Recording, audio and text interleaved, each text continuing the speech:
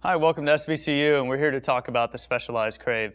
3 years ago when we created Crave, we realized that there was a need for a bike between our rock hopper and our stump jumper hardtail, and that need was really for an entry-level cross-country race bike, and that's exactly the void that Crave fills.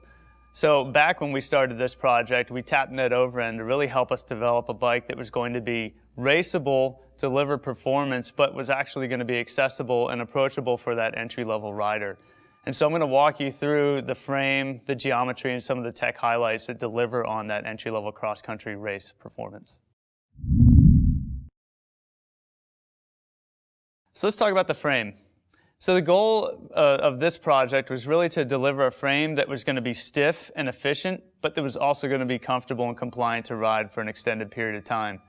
So every Crave frame is a fully butted M4 aluminum frame set with a tapered head tube, 27-2 post compatibility for that thinner post, for that vertical compliance, and then 3D forged post mount dropouts.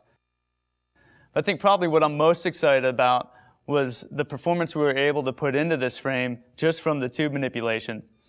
So what you see here, you notice these seat stays go from thinner up here at the seat tube to a little bit thicker down there at the dropout. What that allowed us to do was to be able to deliver the stiffness where you'd want it down here at the dropouts for that stiff chassis, and you actually get some compliance up here by the seat tube to make that a comfortable ride. So we were able to deliver 12.5% more vertical compliance from last year's frame, 5% more lateral stiffness from the stiffness down there at the dropouts, and maintain the BB stiffness that we had before. So what you have now is a stiffer, more efficient, and more compliant frame than years past. So let's get into some of the frame geometries. Like I said earlier, the goal of this platform was to deliver cross-country race performance, but also make sure that it's approachable for that entry-level rider. So Crave is a 2.9 only platform. All the benefits that you get from 2.9, whether you're an entry-level rider or a World Cup racer, are all delivered here in our specialized 2.9 way.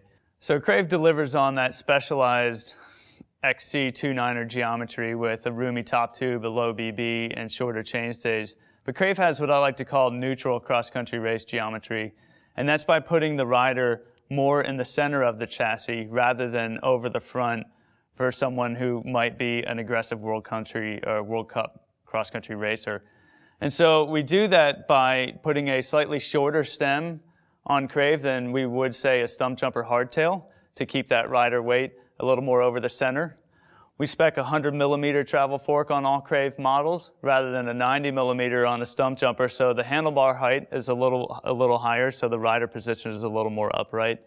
And we have slightly longer chainstays than a stump jumper hardtail, so you get an overall more stable platform than you would our stump jumper, which is really kind of an out-of-the-box World Cup cross-country race platform.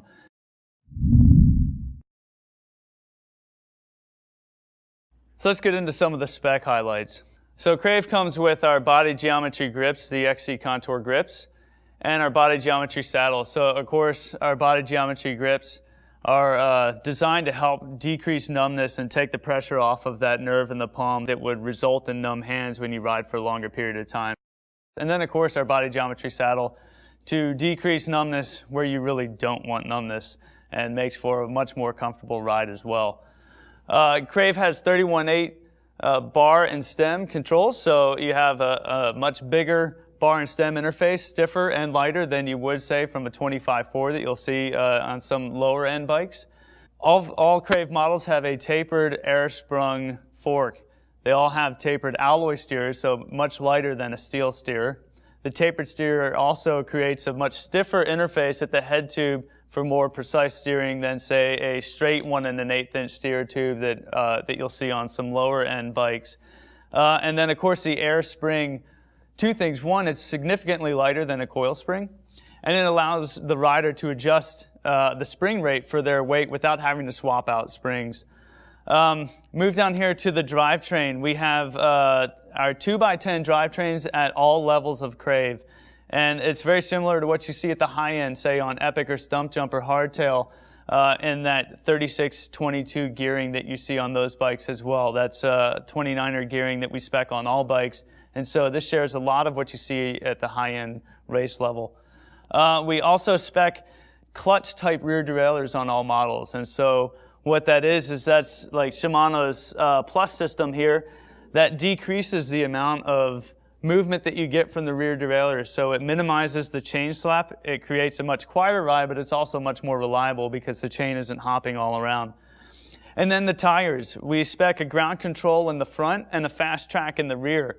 And the reason we do that is you want a little more bite up front. You want some traction from that tire, and so we put a ground control that has a little bit more meat on there. And then a fast track in the rear because it's a much faster rolling tread design, and so you get a nice, fast, efficient rear tire with a front tire that's going to deliver the handling and the grip that you need. So that's the Specialized Crave. It's your perfect entry-level cross-country race platform.